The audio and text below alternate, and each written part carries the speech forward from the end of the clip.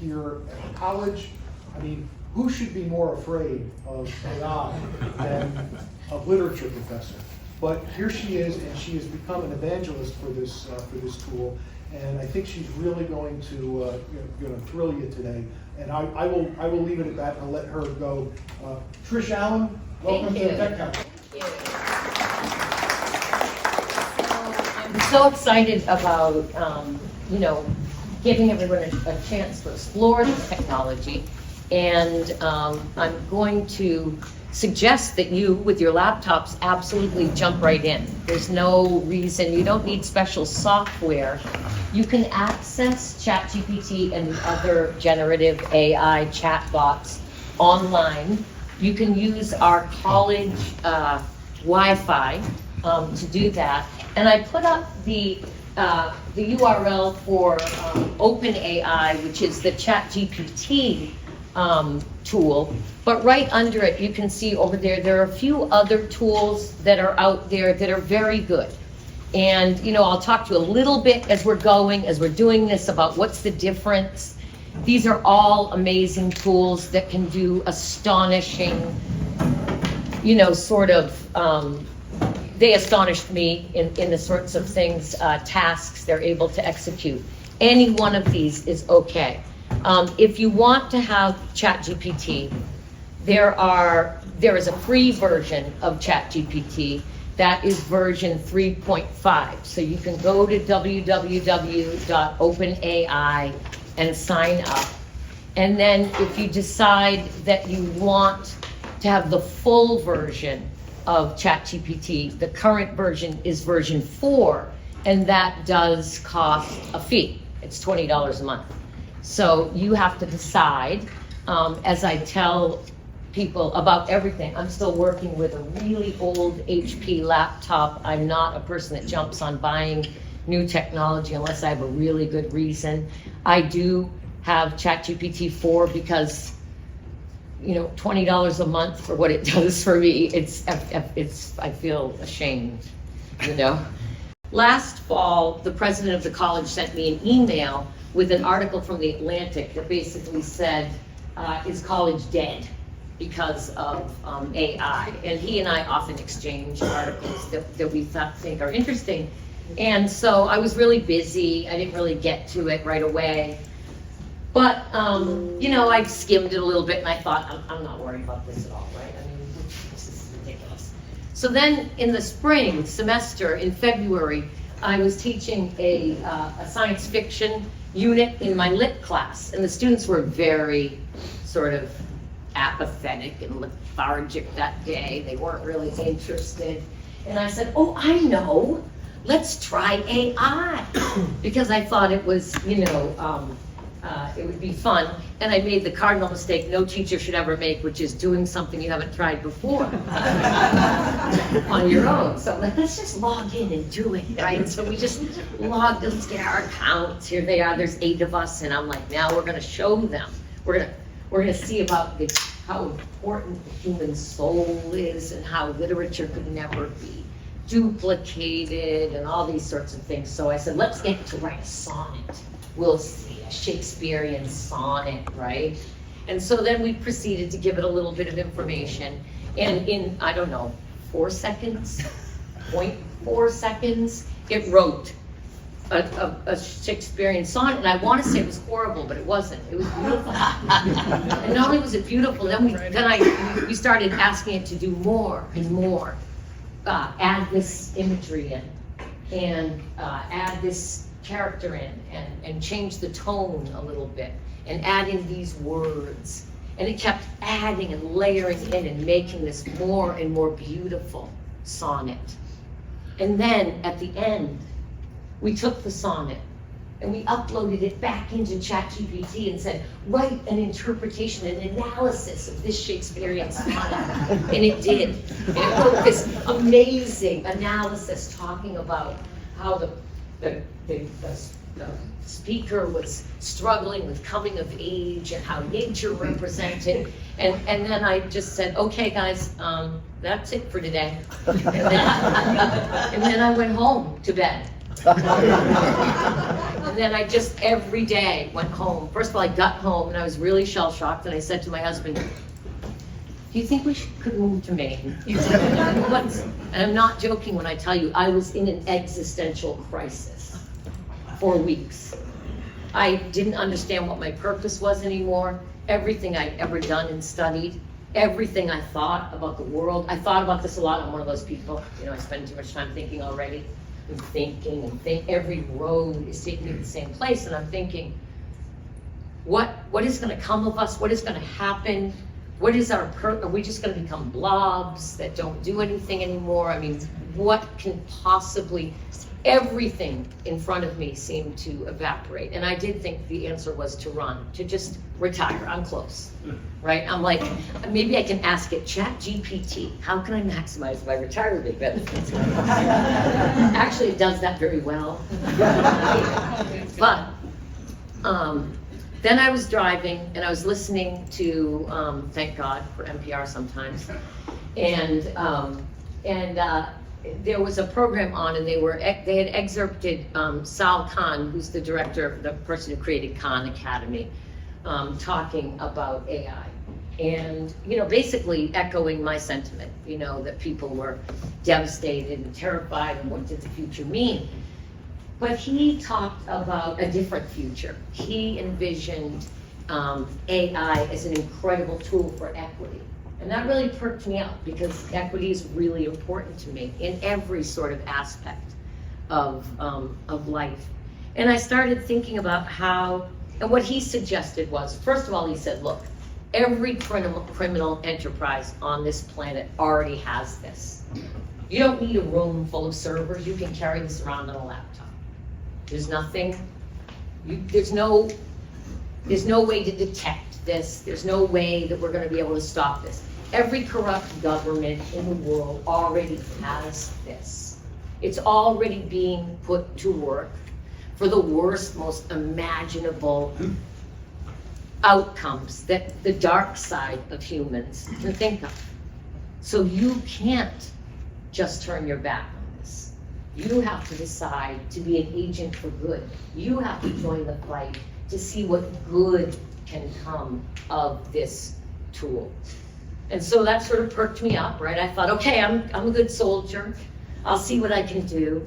And in doing that, in embracing AI, I'm sure all of you have many concerns, many worries.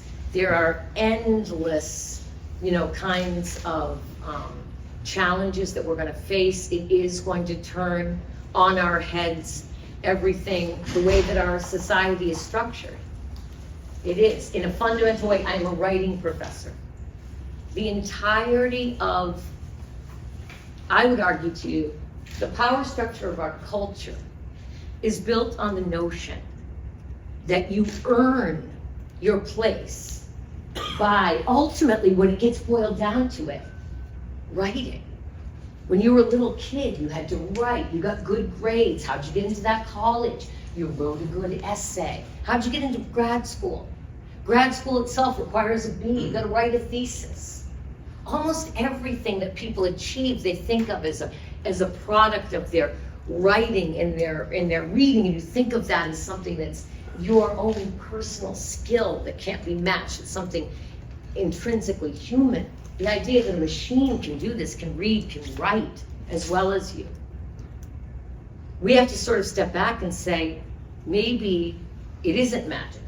Maybe these skills, maybe this ability to read and write and articulate actually isn't as special as we like. And we have to examine whether or not we are going to, as a culture, convey wealth, status, and power based on that particular magic trick anymore.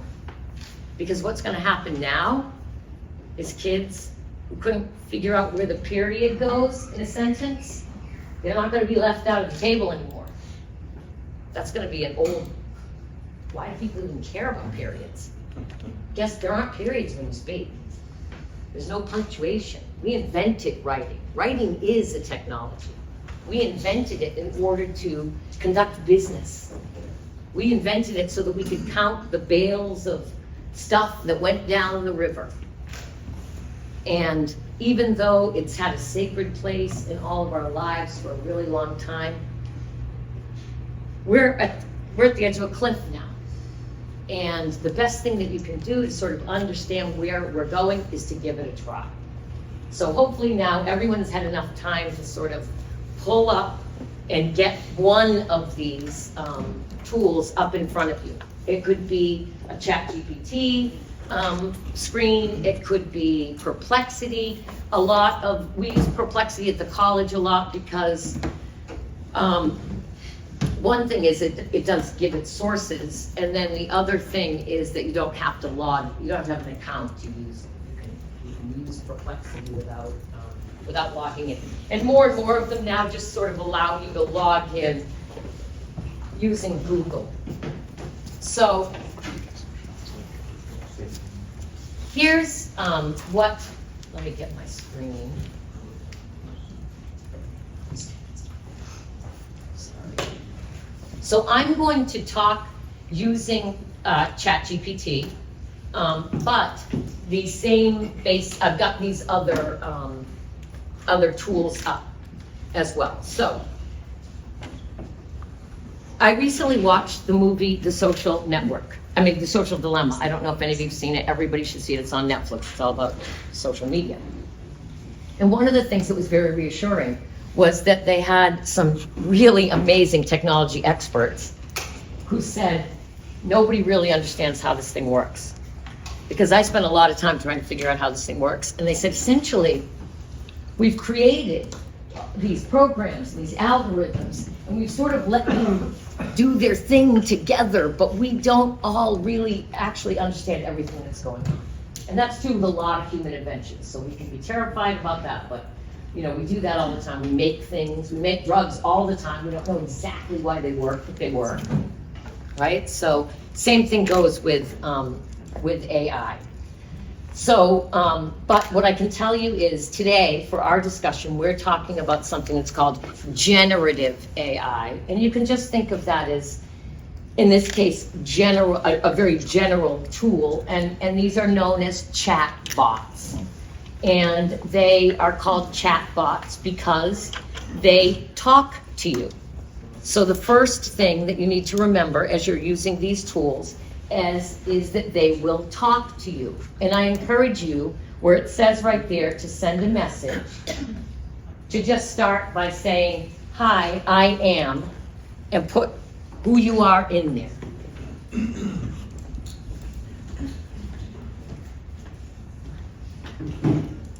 So I might put here, hi, I am a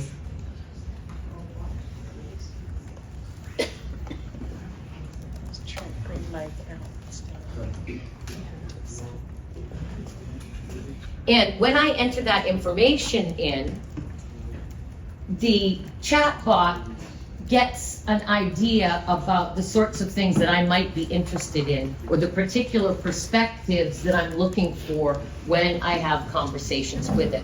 So you can sort of prime these chatbots by telling them a little bit about yourself. Do you want them to know all about yourself? No. Do they already know about yourself? Yeah. Way more than you want to know. If you go home and watch that movie, but you'll have a really bad weekend, I don't know if you should do it. So, you can you can lie to it if you like. But one of the things that you want to think about with these is that they are very simple interfaces. There is literally a field at the bottom that is the prompt screen. They use this word prompt engineering. Like you got to go to MIT in order to be able to do this. No, you just basically write a bunch of words in there. And they like you to think that they have to be in this really specific order and organization. No, this thing doesn't even care about punctuation. I started trying to play with it and not write sentences, just some words, and it was giving me results back. So don't be intimidated. Your job, basically, the way that you're going to interact with all of these is simply you're going to be typing things into that search bar at the bottom of the screen. And they all essentially work this way. They all have a search bar and they all allow you to sort of enter, a prompt. And as far as prompts go, essentially, people will tell you that there are 3 parts to a prompt. Okay, here we go. Get back here, sorry.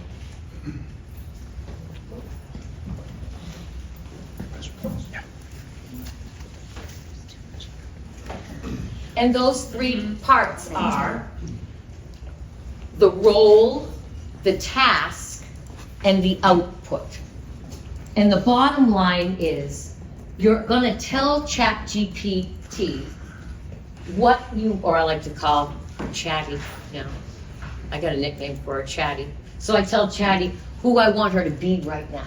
Who do I want her to be? I want her to be a high school English teacher. I want her to be a learning disability specialist. I want her to be a nurse practitioner. I want her to be a lawyer. I want her to be a, whatever it is that you want. I want her to be a designer. I want her to be a personal fitness consultant. I want her to be a travel planner. So you're gonna start by saying what you want the tool to do, because that is gonna allow the tool to identify the information to draw from. And then you're going to give it a job, a task. And then you're gonna tell it what you want for the output. So you're gonna say, act like this, do this, and this is how I want you to give me this information. So the first most useful prompt that most of us use every single day is just simply to explain something. And every day in my life, I used to go around, and I Googled a lot, but things get really busy. And so I can say, I'll give you an example of a prompt. I'm gonna say, act like a higher education expert. Explain trauma-based pedagogy.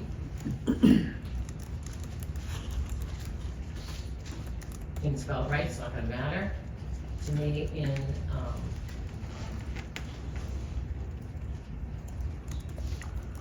in brief paragraphs. So this happens to me, I'm sure it happens to you. So much information comes across my email, comes across my social media feed. There's a lot talking about different kinds of, topics that are out there. I'm expected to know about stuff. This is a huge stressor, right? Like you get an email and, the vice president wants to know if you've got any thoughts on what actions we've taken in the classroom regarding trauma-based pedagogy. And you're like, oh man, I was at that workshop, wasn't I? I was on Chatty planning my cruise agenda, right? So you can get that information very quickly. And in some ways, this is like Googling. The key difference here is that the tools will continue to break up the concepts for you in ways that you will understand. So, for example, I could say to it, can you give me an example? And now it's taking what it knows about me in the English, right? So it says, it's giving me a contextualized example. So in your college English class, you have a diverse group of students, some of whom have experienced trauma in their lives. One student has recently lost a close family member, struggling with grief and distress. And now the tool is telling me how to apply the concepts from the discipline, right? It's telling me what to do. So that is an example of, and I gotta say, I never understood Bitcoin till ChatGPT. One of the advantages to this is that it never ever gets tired. It never gets bored of telling you over, and can you give me another example? Can you say what that means? And not only that, but you can be that relentless 3-year-old. I said, how can this be? How can there be currency that isn't represented by money, by time or quantity or some kind of a something? How can this exist? And it kept explaining to me over and over again until I really understood the concept of why. Because that's what I kept saying. This seems ridiculous. Why would anybody do this? Why would people, what is this Bitcoin machine that's at Cumberland Farms now? And I just kept asking it questions, and it will have that conversation with me. So, to me, that is a way that the tool can be really helpful when you're trying to understand. And, there's it's hard to even think about a topic it can't explain to you. But I encourage you to try. Anything that you're wondering about. One of the things that I find it's really helpful for, I know we're all interested in our businesses and our personal goals, but for all of us, our personal lives impact those a lot. And for me, I'm worried all the time about my grandkids. How are they doing in school?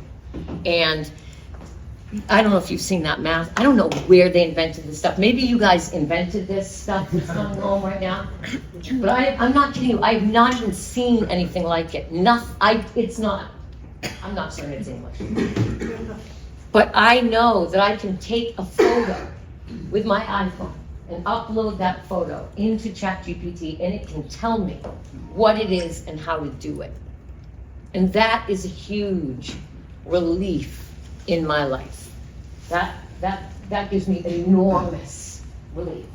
So can I save a context of one of these, go to another one, go to another one, go to another one, and then come back to this a week later to pick up what I was working on? Yes, so you can, and if you, I jump around a lot and I work on projects, so you can see over here on the left, this is maybe a life that needs a gym or some exercise. But I don't throw away my chats. So, here's a chat that I had a while ago, and I can come back to that chat, and then I can ask ChatGPT, for example, I'm going to say,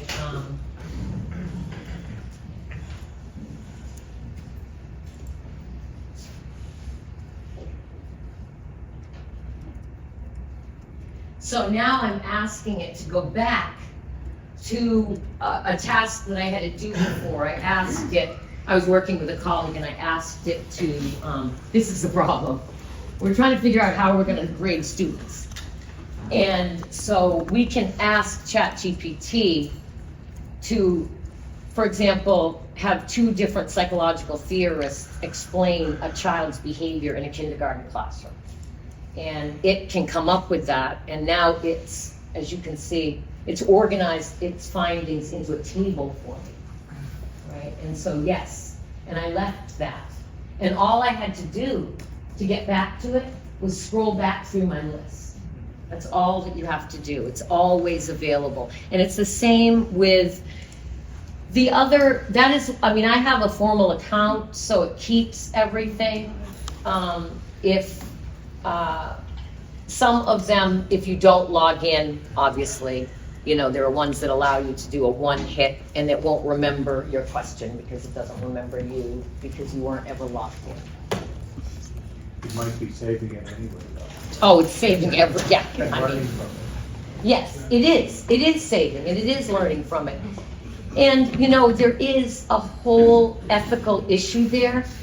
The thing is, I joke around about it, but my students and I just watched the film, The Social Dilemma, and one of the advantages of that film is it really does explain to you how much every single, never mind click, every pause you take that you're within the realm of this device, the record of your behavior and what motivates you is so much more deep and comprehensive and accessible than any of us want to think about.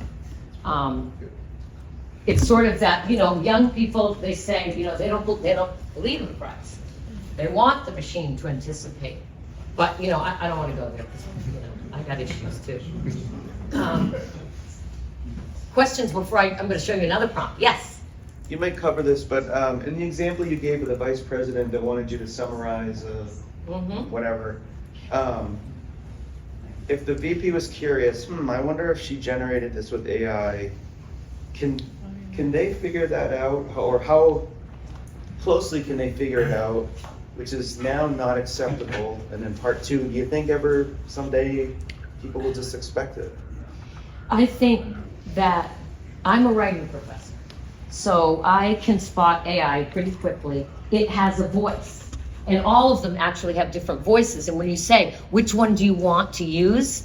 They all have they're a little different. Some of them are a little more hidden. I use ChatGPT because it is very deeply analytical. And I like to do analysis. It can take Excel spreadsheets, find patterns, and make recommendations, right? That's the kind of stuff that I want. Can the VP tell that I've done that? Can they put it into another tool that will say there's an 80% chance that this was AI generated or something like that? The problem is, someone asked me about this. The problem with the AI detectors is they've all fallen. There are no current AI detectors that actually work. They over-identify our material, and as a result, there's a lot of lawsuits. University of California system, turn it in, implement it. We use a program, University of California system. We always look towards them. They implemented this AI detector. Within a year, they were in shambles. Students were coming forward, they were accusing students of AI. Students were suing in massive amounts, saying, you've ruined my entire professional reputation. I never touched that tool. It's going to be impossible. The one thing to remember right now, what you're looking at, is the cheap, free, crappy first version they've rolled out. This thing's barely a year old, and it's writing sonnets. It's going to be, pretty soon, it's going to write in your voice for you.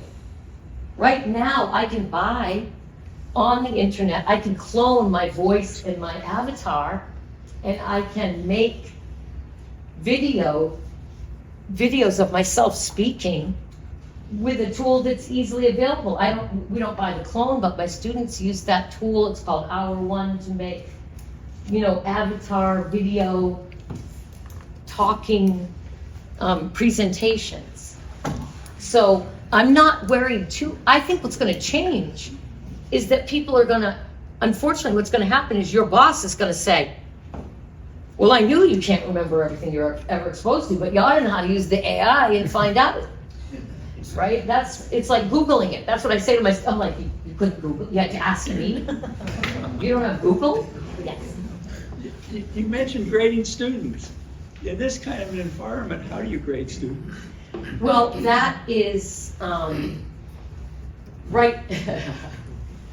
The problem with students is, and this is what I would say to you about AI, there is a reason this tool is here right now. One reason is we do not have enough employees to fill the jobs and do the tasks that we need. People have been interested in inventing this technology because it is filling a need. Part of that need is that we're all going to be asked, it's going to up the standards for all of us. We are going to be expected to very quickly have access to information, just like, before the internet, I went to college right before the internet. We went around memorizing. Of course, the thing that I memorized, the single thing that I memorized that was in every single class was this fundamental fact. I was a linguistics major. It was extremely important for us to know that brain plasticity ended by the age of 12. The human brain was no longer capable of changing. And everything we did around language, and actually around brain care, for people who had strokes, for people who had been ill, everything was based on this fundamental scientific concept that I was tested on over and over and over. There's a problem, right? That's not true. Factually untrue. We got technology that did better brain scans and found out, oh, the brain was changing and did change. So a lot of the way we think about education, even in this model of knowledge that we carry along and apply, is already obsolete. At this point, we have been looking at the acquisition of human knowledge. If anything, we're going to see an acceleration, right? We're going to see an acceleration and analysis of the information that's out there that hopefully actually will do some good things. But how we're going to grade? We have to change what we're grading. We have to change what it means to be educated. It's going to be all about critically thinking. It's not, the issue isn't, my boss isn't going to worry that I use the AI, because what she's going to have hired me to do was be able to tell, is this BS? Is this appropriate? What does all your experience tell you? What is what you know? You're the critical thinker. Critical thinking is going to become the currency. That's going to be the thing that you have to be able to do. You have to be able to understand. You know, I can tell it to analyze 2 spreadsheets. It will do that for me. It's very algorithmic. Yeah, I could do that too. I could sit down with those Excel spreadsheets in a highlighter and go through them line by line and highlight. Then look for sort of the color patterns, paste them on the wall. But in the end, it's just speeding that up. I still have to decide if the analysis is good. First you and then you. Yes. You mentioned a tool your students used a few minutes ago. For the Turnitin that we use to check the student writing? No, it was Created out of- Oh, it's called Hour One, yes. HOUR? HOURONE. Yeah, it's really fun. So I have a question. Hold on, and then I'll be right there, yes. How do you discern fact from fiction? Because you go to the internet today and research any type of topic, any type of company, any type of market, and all of the companies are market leaders in their particular markets. Their products are the very best.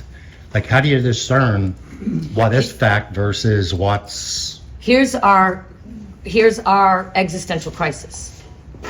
And that already exists, AI or not.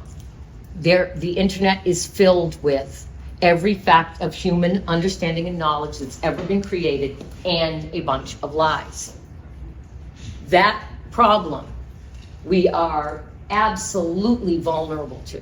That is, you are at, and it's even more, the problem that's even deeper is that, unfortunately, for profit, the notion of what is truth and fact is going to be manipulated.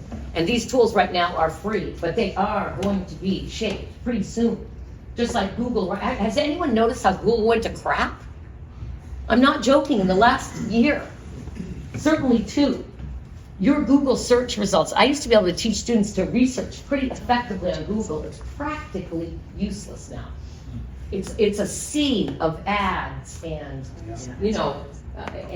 and inferior material and information. Almost anything good is behind a paywall, right? So, that is problematic because people won't pay. So they'll just take what's crappy.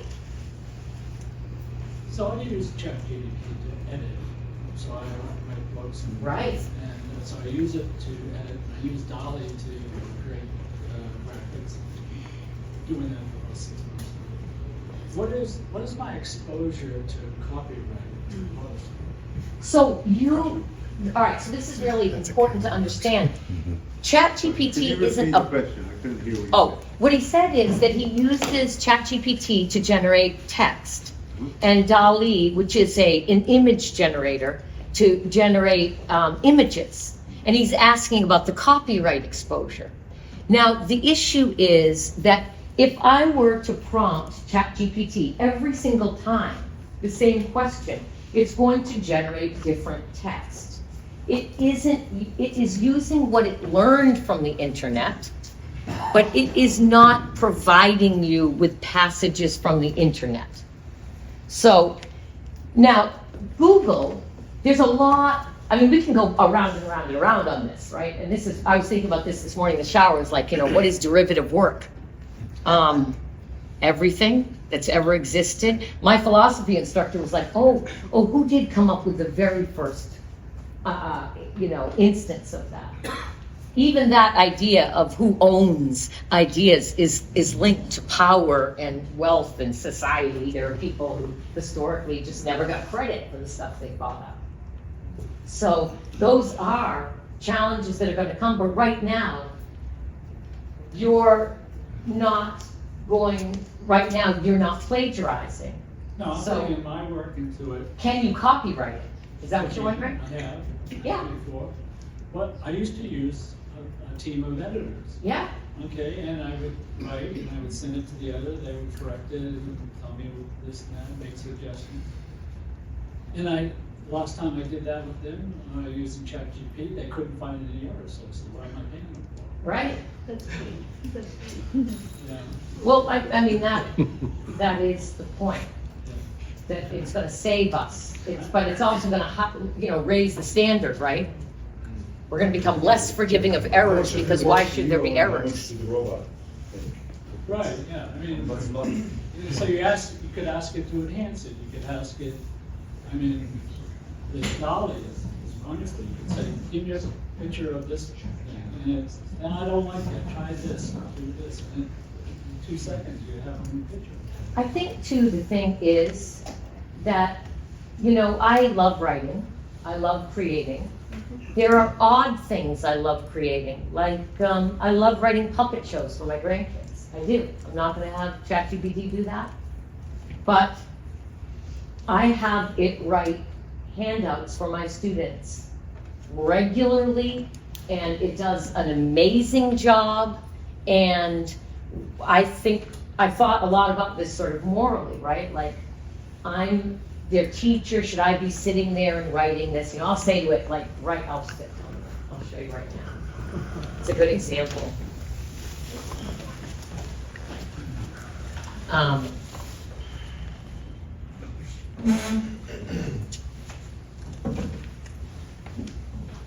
So when you want to start a new chat, right, you want to click the button in the upper left corner, whichever tool it is, so that you're not, I think of like my mother-in-law, she used to be talking to me about like knitting, and then like we'd be talking about Uncle Max, and I didn't realize we changed the topic. And so we ChatGPT do want to,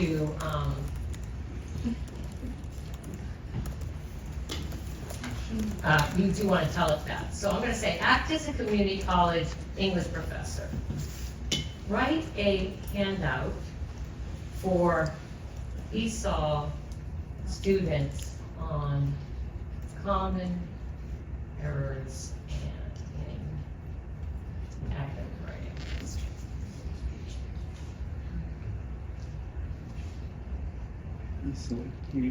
Now, what I love about this is that it actually gives, look what I was giving you.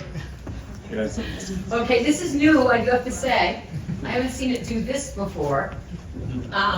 So notice that it says, it gives it a name, Common Errors in Academic Writing, a guide for ESOL students by, and then it's left room for me to put my name again. Yay! And then here's a little talk. Academic writing can be challenging, especially for ESOL students. However, with practice and awareness of common errors, you can improve your writing skills significantly. This handout aims, right? And so now I look at this and I can say, okay, I like this, but can you expand this by adding examples of each error and how to fix them?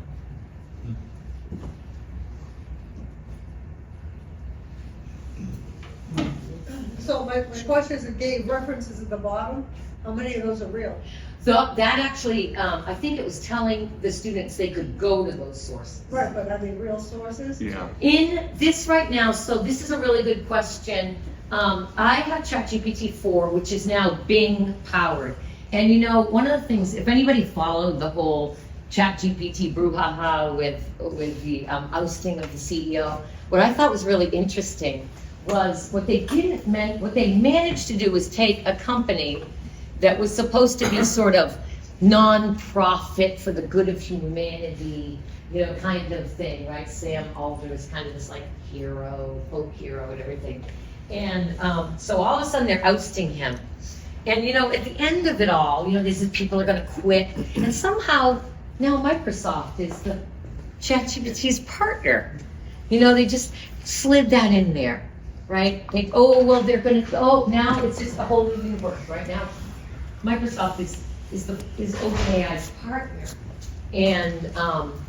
And so what happened then was when ChatGPT first came out, it browsed the internet ruthlessly behind paywalls, looked at novels, books. It extracted information from everything and everywhere. And people got together and immediately sued and said, you know, this is a violation of copyright, you should not have access. I put in names of, like I put in an article one day and I said, summarize this New Yorker article with the name of it, and it just wrote a summary of the entire article, right? So it was just relentless. They got sued and they stopped live access to the internet. So then that's where you saw Bard and some of the others, right? Because Google owns Bard, right? So, you know, they're like, oh, conveniently for us, we happen to be a search engine. And then ChatGPT took a real hit because it does sometimes make things up, absolutely. It's a lot like my students and my, you know, but I think it hallucinates, it wants to please you. I'm not joking. It is programmed, it has been taught one thing, to please you. So if it doesn't have something legitimate, it will create it. It will create it. And it, you know, right now, it doesn't seem to know the difference between truth and lies. It's a lot like Americans in general. But for a lot of use cases, it seems to be faster to generate it and then go look up and kind of then scrutinize it, kind of trust and verify. Yeah. I've used it to use Steve as an example. Luncheons with, you know, kind of leaders of other companies, and I ask it to write like, for a 30-minute lunch meeting, what are some great questions? Give me the history, what's important about it. And it does it in 30 seconds. Right. And I don't know where to look. Right. You know, a New York Times article, he was a, you know, football coach for 30 years or something, these little snippets. Using Steve Smith is probably not a good example. Yeah. Well, I had to redact his before we. Hi, so I recently, I love it, and I actually started my own business recently, and transitioning from corporate America to helping businesses in the Cape is very different. So I had to find a way to not only explain things and sort of break it down on different levels. So it could be, you know, how do I think, how I process fiber. I know how I explain it, but there's many different levels of understanding. Additionally, for my own benefit, I also have to now bill and invoice customers. So I use it and I'll say, here's my project, here's what I'm going to do. Please create a list of steps and billable hours. And then I take that, and so far, it's been exactly the steps that I would do. But now I know that I'm actually going to be compensated, because I have a tendency to just, oh, I'll just do that, and I don't really, you know, so it's helping me as a small business owner. So I just wanted to share that because there's so many great things. And that is such a great example. And it's really the example, to me, the model of, you know, we can talk about like reinventing, you know, and what potential inventions or things are coming.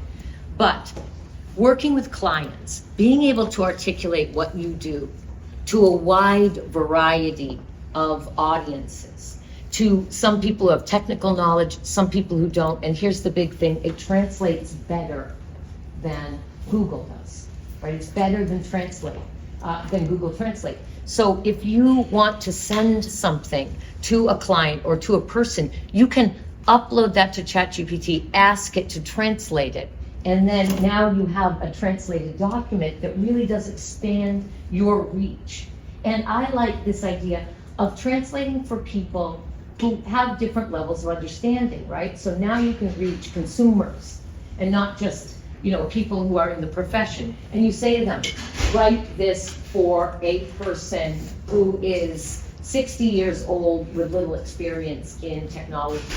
Right. And Go ahead. I'm taking it as a small business and having them look at their infrastructure and just have an understanding and not be afraid of it and to simplify it and not get taken advantage of by a company. Exactly. I think somebody had a question, so many companies that say they're going to do the same thing and really help them. And you're right, I've used it multiple times for that. And if you explain the steps that are involved and here's the number of hours, it's their decision, but they know that I'm doing the truth. Because they don't know, right? So Right. I use it to just as another tool to communicate. It's super. Yes.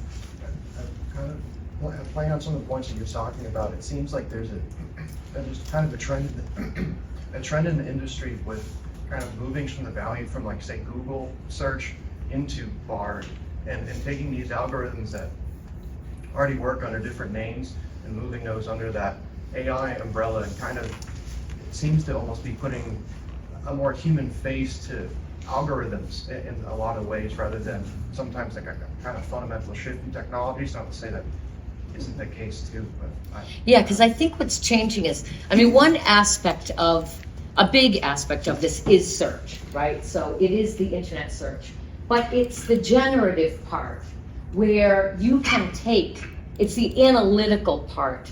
When we first start, we're all thinking about what we can get it to tell us. And I went on a cruise recently and I told it my expected itinerary.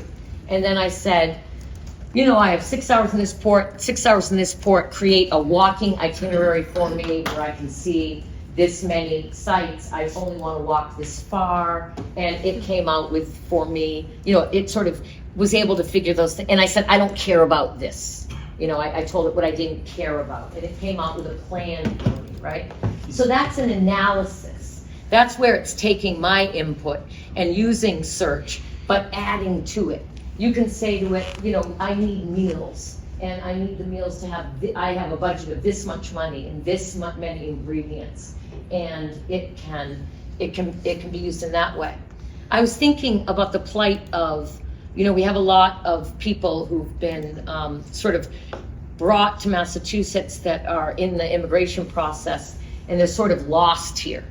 And, as a parent, one of the things that always, even when I was young, I could not understand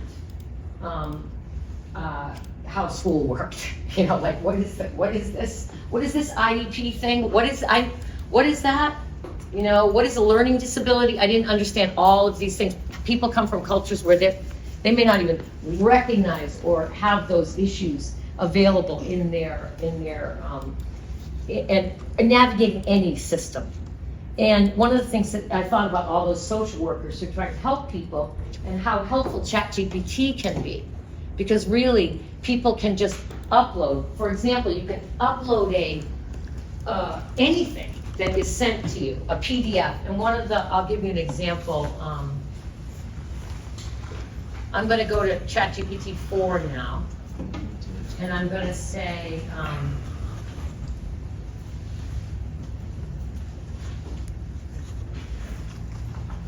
act as a human resources expert.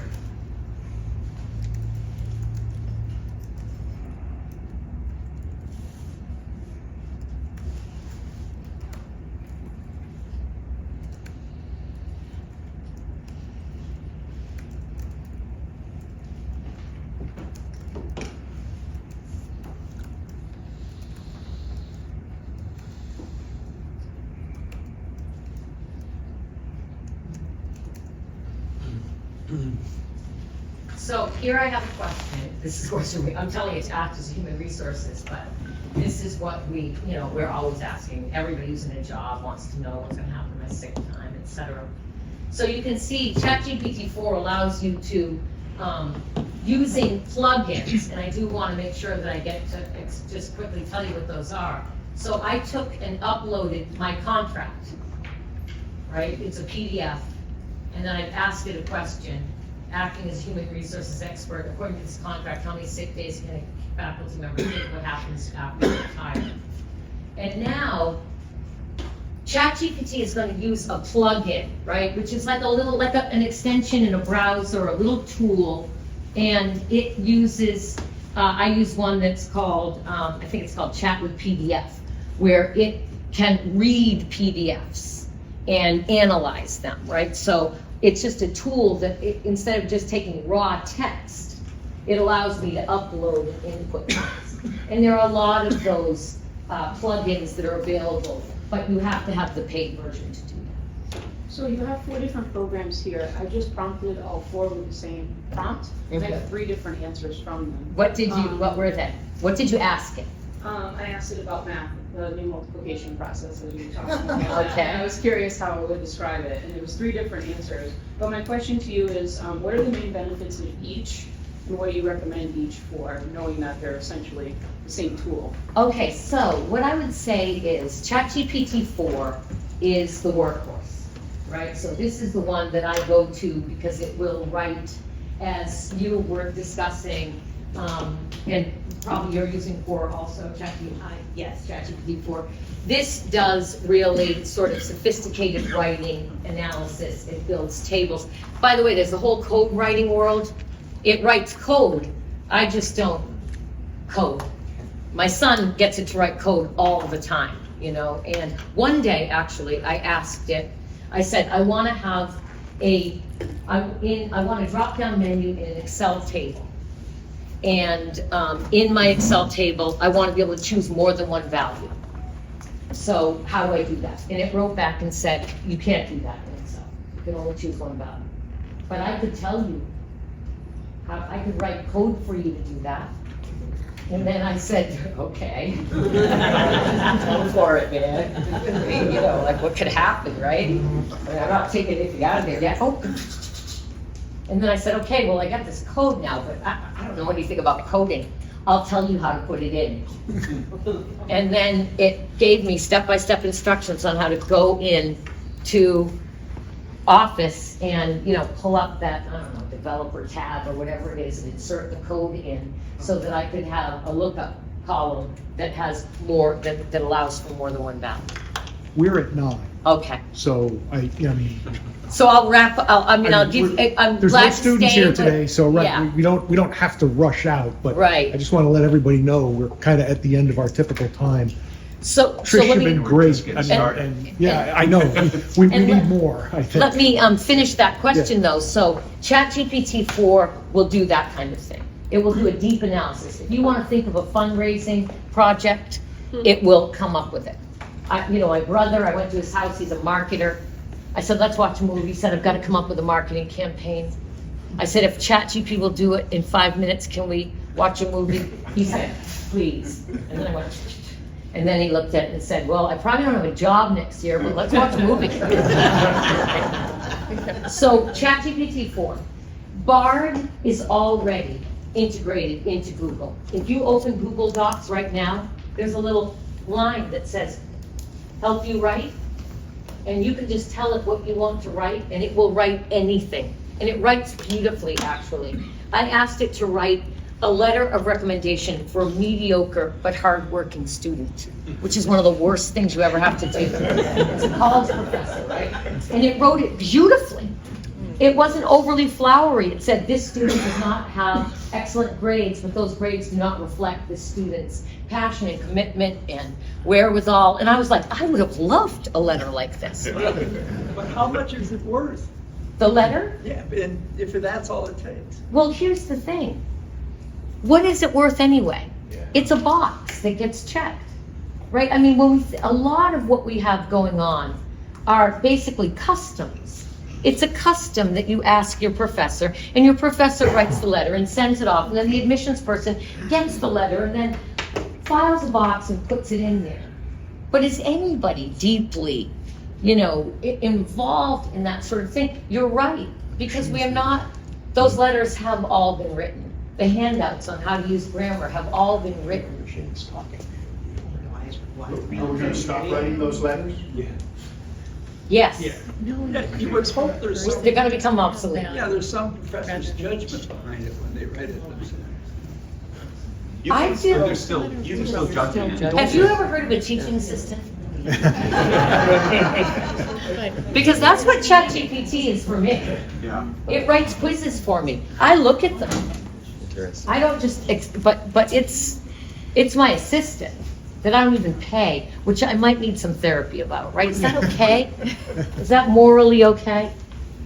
This morning, you've been addressing appropriately a particular sociological, economic, professional level. I was hearing the other day that we have a growing menace in the background with students who are no longer attending school since COVID, the COVID factor. Young students who stopped going to school because they couldn't and haven't returned to school. So we have a whole generation of young people who are not getting basic education. Can you envision how AI, they don't know how to use a computer necessarily. At all. They're worse than Okay. for years. So they don't know the tool, they don't know the language, but they have a big learning obstacle. Can you envision any way that All this has done is exacerbated a problem that was here even before COVID, which was students used to say to me, why am I writing this paper? It's already on the internet and it's written better and clearer. Why are you having me do this? And they were right. Like the reason that we learned to write research when we were in school, there was a reason. You had to go to the library. You had to read through stacks, go on microfilm. Remember that? Rolls of dimes, right? Yeah. Highlighting, note-taking. That is an obsolete process. It doesn't work anymore. And the problem that we have right now is education is completely obsolete, and students who have been now saturated with entertainment, with a dopamine addiction that keeps their attention span to less than 5 seconds. We do have a massive crisis, and that crisis, this is only hurrying us toward addressing something, which is we have to rethink how we teach, what learning looks like.